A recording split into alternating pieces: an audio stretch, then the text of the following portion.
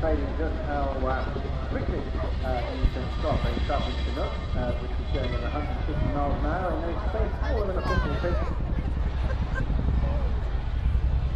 Low and slow, but now converting this into what they call the Gawny 5, which is named after the base in Bosnia, where the Chinook crews demonstrated their excess of power compared to other helicopters and, of course, avoided loads of small armed fire. Now, from about 1,000 feet, we're sticking the nose down to perform an 810-degree spiral descent.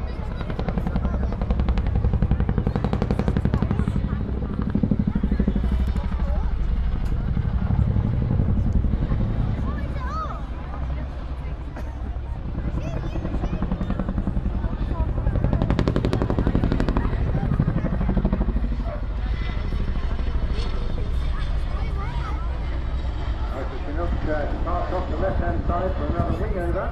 You'll get a chance to see one of the crewmen, two crewmen working with the team this year, Sergeant David Hay and Sergeant Ben Howard. David's got over 1,200 hours on the type and they're being deployed to Afghanistan at least 4 times.